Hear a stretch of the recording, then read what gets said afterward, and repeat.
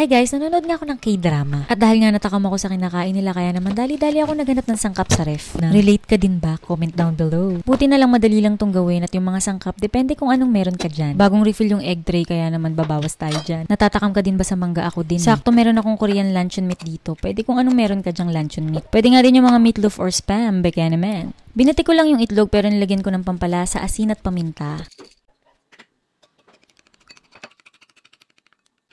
Kaka-refill lang namin ng isang araw nitong luncheon meat. Nasa 120 plus 230 plus lang itong nabili namin. Hindi ko naman gagamitin lahat para meron pa sa ibang araw. Kung wala kayo niyan, pwedeng substitute meatloaf, ham, at iba pa. Pwede din namang wala na lang. Mamili ka lang ng protein na gusto mong ilagay. Kung meron ka ng egg, pwede na yun. Pagdating naman sa vegetables, hindi kami nawawalan ng cucumber at carrot, kaya naman iyan ang gagamitin ko. Hiniwa ko nga lang ng maninipis, pwede din namang malalaki. Depende sa trip nyo. Ayun na nga, nagpakahirap pa ako, naalala ko meron nga pala ako ditong slicer. Nakakatawa tong slicer na to kasi napakarami niyang bala. Pwede mo mapalitan yung mga blades niya. Yun, tamang-tama pag gusto kong mag-okoy, meron na akong vegetable slicer. Binili ko lang yan sa Shopee. Kung gusto niyo ng link, pinopost ko lang sa description box o kaya naman sa comment section. Search niyo lang guys. Niluto ko na nga yung egg dahil non-stick yung gamit kong pan. Kaya konting mantika na lang, to no mantika yung pwede niyong gamitin. Tabi lang muna natin yan kasi hiwa-hiwain ko yan ng maninipis mamaya. Next, ito namang luncheon meat, pero nito ko lang gamit yung same pan.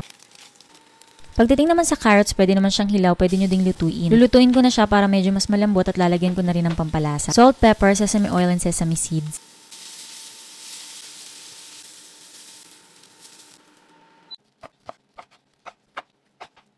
Nirolyo ko lang yung itlog bago ko hiwa-hiwain. Pagkatapos, hiniwa ko lang din ng maninipis yung aking luncheon meat. Siyempre, maglalagay din ako ng rice. Ayan, meron tayong carbs. Kompleto na. Pwedeng as is, pwede din naman kayo maglagay ng pampalasa. Asin, asukal, paminta, vinegar, sesame oil, and sesame seeds yung gamit ko. Kung gusto nyo mas healthy, pwede kayong gumamit ng brown rice o kung diet kayo, kontian nyo na lang yung kanin. Kalahati lang, kalahating rice cooker. Pagdating sa sukat ng mga pampalasa na ginamit ko sa rice, tinansya-tansya ko lang. Tikman nyo na lang para ma-adjust nyo according to your liking. Nakabili din kami nitong Korean pickled radish. Kung wala kayo yan, pwede namang wala. Marami naman pwedeng ilagay guys. Ayan, ita-transfer ko pala sa isang lalagyan dahil hindi ko naman mauubos para magamit ko pa sa ibang araw. Bamboo mat pala yung gamit ko. Yung iba kasi meron silang hulmahan. Matagal ko na din tong gamit. Binalutan ko lang siya ng cling wrap para mas hygienic. I-assemble ko na nga. Maglalagay lang ako nitong nori wrapper. Nowadays, nabibili na siya sa mga grocery store, hindi lang sa mga Korean store. Seasoned rice and then yung ating mga topping. Yung inyong protein at veggies, ayan, di ba napaka-healthy, kumpletong meal na siya. Meron ka ng carbs, protein at vegetable.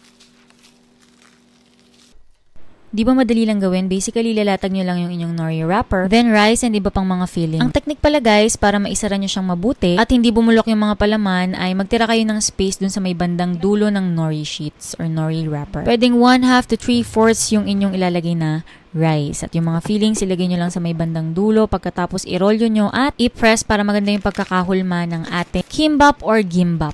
At dahil nga hindi ko maubos itong pangalawang pakete, kaya ilalagay ko siya sa resealable pack para magamit ko pa siya sa susunod. Yung orange din pala na yan ay imitation crab sticks. Pwede kayong maglagay, pwede ding hindi.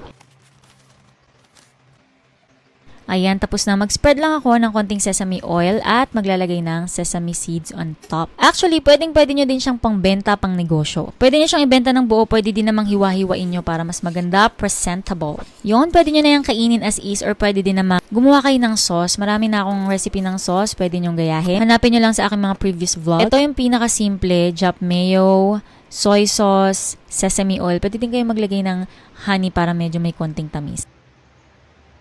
Ito na nga guys, sobrang sarap at sobrang dali lang gawin. Naubos nga ni Rhea yung isang bowl ng kimbap. Kaya naman i-try nyo na to and comment down below kung mas ang inyong experience dito sa paggawa ng ating kimbap or gimbap. Kung kayo ay nasa YouTube, ipipin ko yung best comment. At kung gusto nyo magpa-shoutout, comment down below para ma-shoutout ko kayo. Lagay nyo na rin kung taga saan kayo. Huwag nyo lang ilalagay yung buong address nyo. Mahirap na. Ayun lang. Ito nga pala ang inyong kusinerang ininyera, Jane Agustin Silvestre. See you in my next vlog.